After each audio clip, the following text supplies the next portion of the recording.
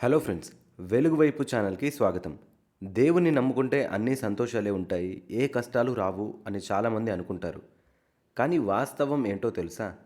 మీరు ఎప్పుడైతే దేవుని వాక్యం ప్రకారం నిజాయితీగా బతకాలి అనుకుంటారో, అప్పుడే మీ లైఫ్లోకి ఎక్కువ కష్టాలు వస్తాయి, శ్రమలు వస్తాయి. అప్పుడు మనకు వెంటనే వచ్చే ఒక పెద్ద డౌట్, నేను దేవుని వాక్యంలోనే కదా నడుస్తున్నాను, నాకే ఎందుకు ఇలా జరుగుతుంది? దేవుడు ఇదంతా చూస్తూ ఎందుకు ఆపకుండా అలో చేస్తున్నాడు అని.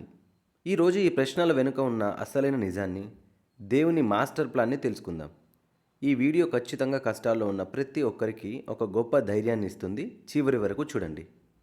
ముందుగా దేవుని వాక్యం కోసం బాధలు ఎందుకు వస్తాయో చూద్దాం.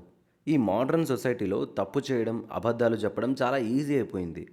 కానీ మీరు వాక్యానుసారంగా ఒక అబద్ధం చెప్పకూడదు అనుకున్నప్పుడు, లేదా లంచం ఇవ్వకూడదు అనుకున్నప్పుడు మీ పనులు ఆగిపోవచ్చు. మీరే నష్టపోవచ్చు. తోటి వాళ్ళు మిమ్మల్ని చేతకాని వాడిగా చూడొచ్చు. అవన్నీ దేవుని వాక్యం కోసం మీరు పడుతున్న శ్రమలే. కానీ గుర్తుపెట్టుకోండి, కరెక్ట్ దారిలో వెళ్తున్నప్పుడు ఎదురుగాలి గట్టిగా తగులుతుంది. మరి దేవుడు ఎందుకు ఇలా చేస్తాడు? ఆ శ్రమలను దేవుడు ఎందుకు ఆపడు? ఒక చిన్న ఉదాహరణ చెప్తాను. ఒక అద్భుతమైన శిల్పం తయారు కావాలంటే ఆ బండరాయి మీద శిల్పి ఉలితో ఎన్నో దెబ్బలు కొట్టాలి. ఆ రాయికి ఆ దెబ్బలు బాధగానే ఉంటాయి. కానీ ఆ శిల్పికి తెలుసు ఎక్కడ కొడితే ఈ రాయి ఒక అద్భుతమైన శిల్పంగా మారుతుందో. దేవుడు కూడా అంతే. దేవునికి మన కంఫర్ట్ కంటే క్యారెక్టర్ చాలా ముఖ్యం. మనలో ఉన్న ఈగోని, కోపాన్ని, పనికిరాని అలవాట్లని తీసివేయడానికి కష్టాలను ఒక టూల్ లాగా వాడుతాడు. ఒక బంగారం అగ్నిలో కాలినప్పుడే దాని అసలైన స్వచ్ఛత బయటపడుతుంది. ఈ బాధలు దేవుని మహిమను ఎలా చూపిస్తాయి?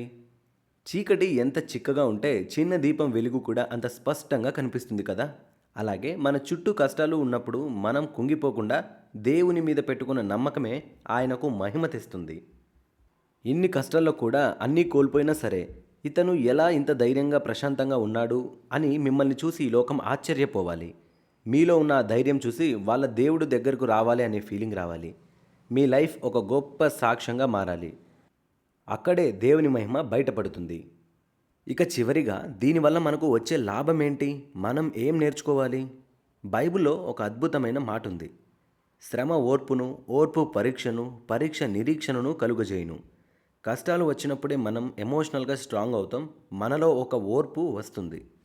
రేపు పొద్దున్న మనలాంటి కష్టాల్లోనే ఉన్న ఇంకొకరిని మనం అర్థం చేసుకొని వాళ్ళ భుజం తట్టి ఓదార్చగలగాలంటే ముందు ఆ నొప్పి ఏంటో మనం భరించి ఉండాలి. దేవుడు రేపు మీకు ఇవ్వబోయే గొప్ప బాధ్యత కోసం ఈరోజు మిమ్మల్ని ఈ శ్రమల ద్వారా ట్రైన్ చేస్తున్నాడు. సో ఫ్రెండ్స్, మీరు దేవుని మార్గంలో నడుస్తున్నప్పుడు కష్టాలు వస్తే అసలు భయపడకండి, వెనక్కి తగ్గొద్దు. ఆ కష్టాలు వెనుక ఒక గొప్ప మాస్టర్ ప్లాన్ ఉంది. ఆ బాధలన్నీ ఒకరోజు గొప్ప ఆశీర్వాదాలుగా మారబోతున్నాయి. మిమ్మల్ని ఒక అద్భుతమైన ఆయుధంగా దేవుడు మారుస్తున్నాడు. ఆ ప్రాసెస్ని నమ్మండి. దేవుని వాక్యాన్ని వదలకండి.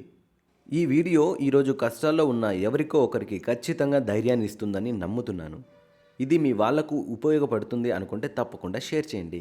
దేవుని వాక్యంలో ఇంకొంచెం ఎదగడానికి, ప్రతిరోజు వెలుగు వైపు అడుగులు వేయడానికి మన ఛానల్ని సబ్స్క్రైబ్ చేసుకోండి. God bless you. Keep sharing.